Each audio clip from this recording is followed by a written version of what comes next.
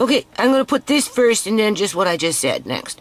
So in the meantime, this Fraser Health Authority, they say they didn't break any rules, people. They didn't break any laws. They did not break any laws. Okay, do you see this? It says British Columbia, right? Ministry of Health. This is their home and community care policy manual. This comes directly from their website. Okay? And then, of course, as I'm logging this stuff down, trying to move slow, right? That this is the evidence that we'll be using when this stuff goes to trial, because this is where they broke the laws.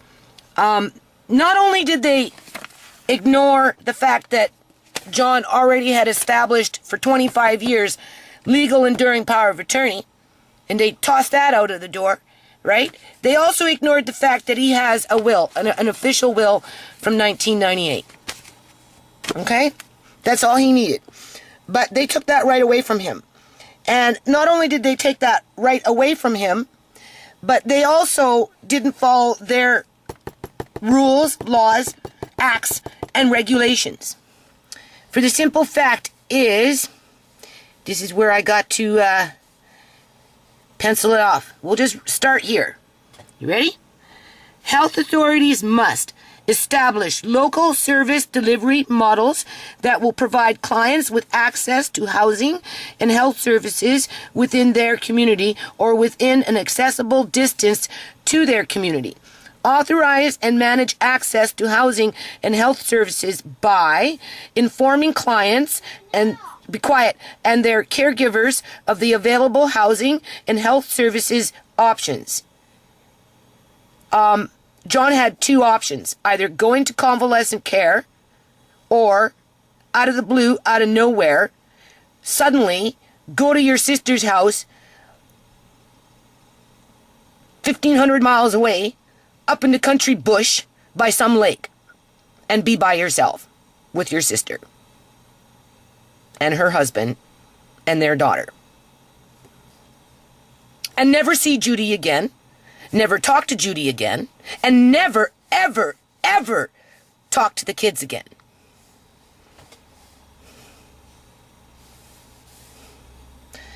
Authorize and manage access to housing and health services by, okay, we already read that one, informing clients and their caregivers of the available housing and health services option, establishing a care plan with clients and their caregivers to assist clients to remain safely at home.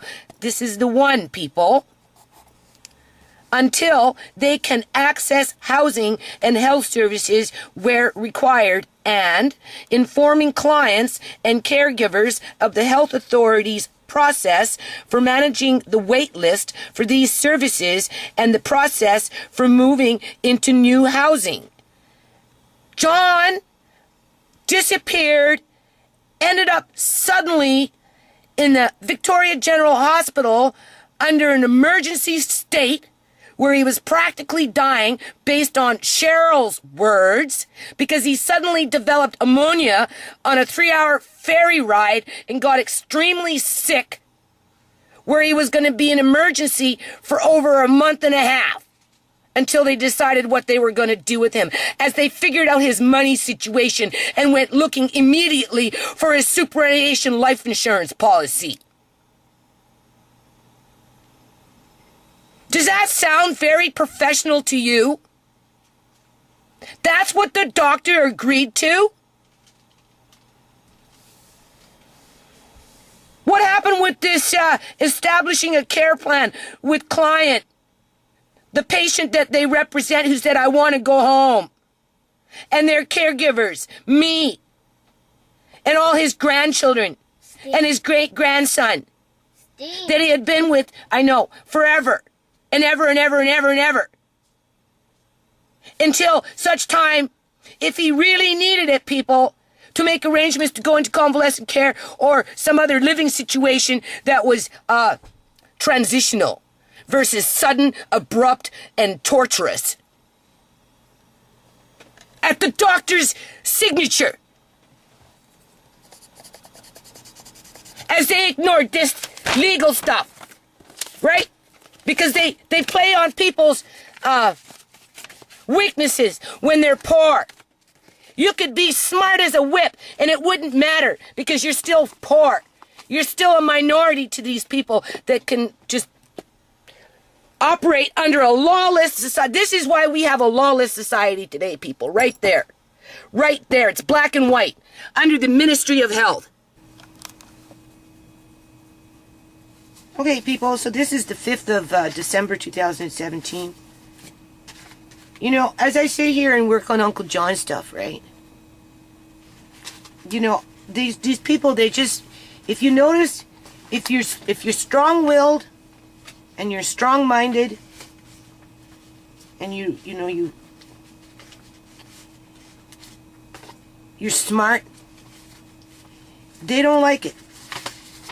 They don't like it, people. They try and make you look stupid. They try and humiliate you. You know, they're always gaslighting you. Like, these people, this is institutional racism. It's been happening for a long time. That's why we have disparities in our society. Right? That's why there's such a thing as called white supremacy. Because it was built on institutional racism, which still exists today. And obviously not every group, ethnic group, is affected by that. Right? In terms of like, you know, like the Chinese. You know, the Chinese, they live in Richmond and, you know, they have their own community. And for the most part, nobody really bothers them, right? In terms of institutional racism and white superiority, right? You know, that type of thing. But the natives, the Aboriginal people, First Nations people, they've practically been decimated. In the United States, it's the African Americans, the black people, right? Out here in Canada, it's the poor white trash, which that's the category I fall under. Right? And the native people and Africans, poor Africans coming in from refugee camps and places like that. But the Chinese are doing well. The South Asians, Punjabis, that community is doing well. Because they've politically somehow partnered up with the existing government body that we have out here, like for example with the Chinese. You know, BC Liberal government got into power, and then, you know, some of them, one in particular of their MLAs, flew off to China, met with a bunch of business people out there and politicians, cut some deals, and then came back, started buying properties himself, people, as all these wealthy Chinese people started to come to BC and just started buying up properties, whether they decided to live here or not, and paying cash. So you've got housewives, you know, students buying $3.5 million homes that they end up just leaving empty, and they just sit empty because of the deals that were cut with this MLA and his crew that flew to China and made these deals with the people in China. And then the people came over here from China and started buying up all the properties, pushing people out into the streets because they have absolutely no social responsibility to the Canadian people. So in that case, you're not going to get discriminated against because you're laundering $3.5 million through, you know, the housing market. So, you know, because it brings in a revenue, you're not going to be targeted, right? And I guess that form of intelligence is rewarded. You know, again, criminal activity is rewarded versus being honest and, you know, a good person. If you're honest and you're a good person, you get punished. If you're honest and a good person with, you know, some intelligence, you still get punished. You get mocked, you get put down, you know, you get gaslighted, you get humiliated, you get publicly publicly defamed, right? You get gang stalked from various different levels of government, whether it's through the municipal government or whether it's through its provincial government, right? And then you get the individual families like the Duncan clan through their nepotism and their senior union superiority complexes that for some reason make them think that they're just better than everybody else on this whole fucking planet. So anyway, I just want to remind people that this here is a legal document that has been in effect since October 30th of 1990, people. Okay? And Fraser Health Authority and CIBC Bank both illegally disregarded this legal document because they thought that I was stupid and they knew I was poor, and they knew I couldn't access a lawyer, right? And they knew that the economy is in a spiral downward spin to destroy Canadian families that are below a certain level of income, right? And there's genocidal practices being perpetrated on that population in terms of you can't find affordable housing anymore. The cost of living is too expensive, and gang stalking is out of control, and the targeting of individuals and families is out of control. We obviously live in a lawless society because what I'm going through is proof of that. And even though you have legal binding documents, the professional people, the people that call themselves professional, who profess themselves to be so intelligent, simply just ignore it and play word games, right, in a court system to make you look like you're incompetent and all you know how to speak is baby gibberish, right? You can't speak. You just speak. I just speak baby gibberish. I'm like goo goo gaga.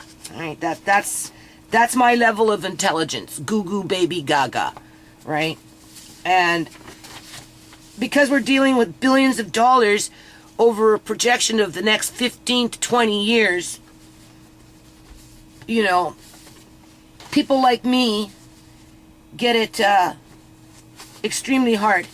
So here's another legal document. Can you see this? Do you see this, people? This is John's will that was signed on December 19th of 1998. Okay, this is his original will with his signature and two other independent people. This is the original enduring power of attorney, right? That both Fraser Health and CIBC Bank chose to ignore because they thought that they could treat me less than a baby and then criminalize me in the public eye, right? As a form of gaslighting to continue on with their crimes. Right?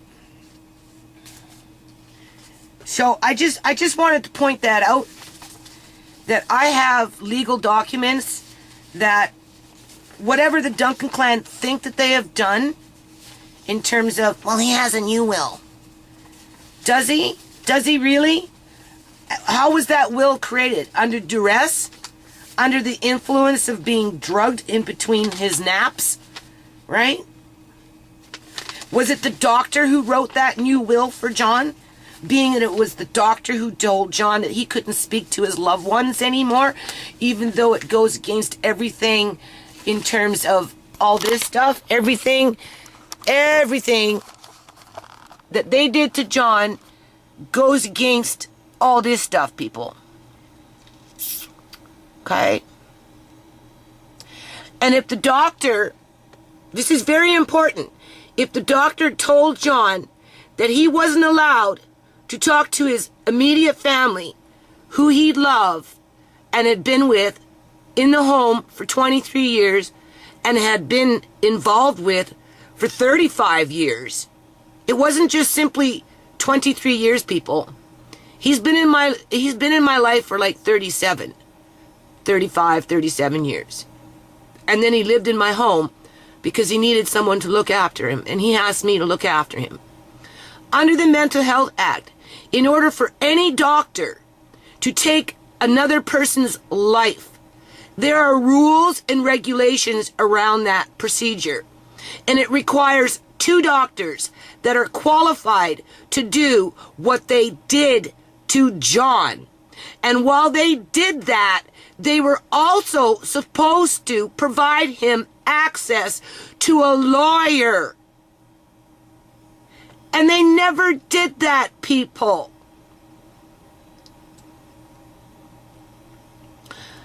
Okay? I'm not writing this stuff down just because. I'm writing it down because I'm reading it and I understand what I'm reading. But these people want to make me look like a babbling baby. That I am confused. Well, yeah, no fucking kidding. Do you see this, people? Do you see this? Look how much is there. Look how much is there.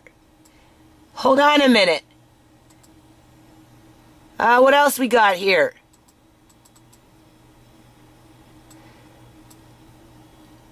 Look how much is here, people. Do you see this? Do you see this, people? And they want to sit up there and say, I'm stupid. Do you see this, people? Now I'm going to print this out. Hold on a minute. I'm going to print that out. There's more. I still have more to do. I have a lot more to do, people. It's all on my living room floor. And what's not on my living room floor is also on my sewing table. Like, I'm so angry with this shit, I just want to take a paper shredder and shred it all up and get on with my own life. But I can't do that to my kids. I can't do that to my grandson. And I sure in the heck can't do that to my stepdad. Okay? But if you look at all that and then add in 3 more pages, 2 to 3 more pages, by the time I'm done. And it's not building on the case. It's already there. I just haven't had the time to do this because 1 is brain drain. And 2, let's not forget, we had the city gaslighting me for a very, very, very long time over a period of 2.5 years. Right? And then we had MCFD in there, you know, stoking the fire. Right? On top of all the other gaslighting crap that's been going on. Right? In terms of just whatever. So, you know, they can mock me, people. They can make it look like I have no intelligence. That's what they're trying to say with their little retort, with their 90-minute trial. Notice how they get a trial, but I don't get a trial, right? Right? I don't get a trial, people, but they get a trial. And they get a trial to prove that the doctor had the right to make the decision for John, even though I don't get a trial to prove that they never used the Mental Health Act to do it. Right? There are their children in the fucking playground throwing rocks, sticks, and stones. Right? While the teacher is just standing around and allowing it to happen because it's a form of institutional racism that starts early in the ranks. Right? It's like when my youngest son went to school. He did homeschooling, and then by grade 2.5, you know, everybody wanted to go to school. He wanted to try it. I said, yeah, okay, I should have kept him home for a few more years. But I was young and dumb in those days, so I let him go. Now this boy was reading old English books, 101,000 facts. And this, you know, he was like going into grade 2.5. And he was reading books like this. He could tell you the story 3 months later, what was in the book in terms of the old English stories, that type of thing. So his reading was assessed way past a grade 11 level by the time he got into school, right? But the teachers, they didn't like that. So they made him read Bernstein Bears in the classroom, even though he had already read all the Bernstein Bears at home, right? And he never did develop math skills because, again, I sent him to school a little too early. If I would have kept him home for another year or two, I'm sure he would have been a mathematician today. But besides that point, by the time he got into the system, you know, who was running around attacking him in the playground and taking away his books and teasing him for being smart? A group of little white girls. That's the beginning of the institutional racism that follows through into our governments, right? But that's for a different day. That's a different topic. I just wanted to point that out, right? So, you know, even if you're intelligent, right? It doesn't matter, people. They don't acknowledge it. It's too easy for them to play word games and to collude with each other, just like they were colluding in that hospital, right? Doctors posing as actors, right? Nurses and nurses' aides lying. Oh, it's just a calcium pill. Do you want it crushed or whole, John? Yeah, well, I don't know. Well, you know I don't like to chew my pills, so give it to me whole. When we damn well know they were giving him opiates, people.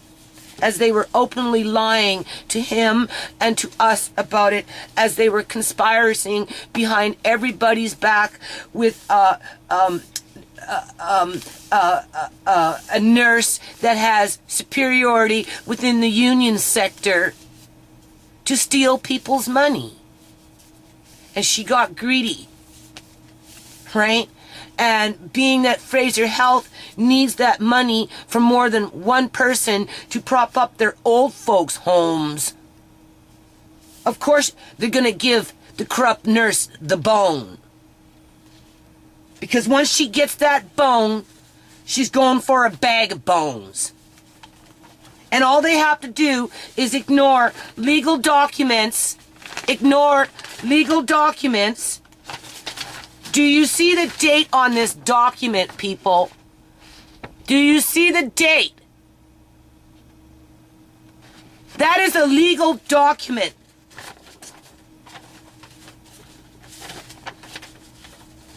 That overrides any documents that have been manufactured for the benefit of theft. The moment Uncle John disappeared. Right? Same is true for this one. Legal document. Do you see the date? Do you see the date, people?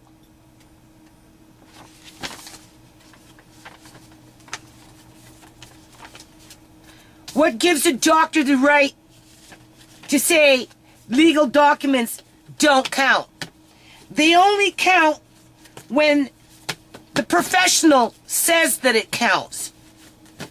Even though in today's society, more than half of these professionals that are working in and within the healthcare system can't even fucking read, write, or speak English correctly. But yet, they're the professionals making all the decisions. Under visas, let me remind you, as the houses are being bought up by overseas wealthy buyers that don't give a crap about the people born in Canada, regardless of their ethnic heritage, although some people have it worse than others. Just so that the Eleanors and her like can guarantee their pension plans and life insurance policies when it's their time to retire, right? That's the only way corrupt governments know how to satisfy the union gluttony, because this is union gluttony, right? There's not enough money in the provincial budget to continue to pay out this entitlement mentality that these people harbor ever since the government was formed under the context of institutional racism, right? So John's family was wiped out through the Catholic Church and its institutional racism that's embedded itself into a government that likes to exploit the people that they represent, that have nothing to give to them other than suffering, right? Suffering. This is suffering. This is suffering, people.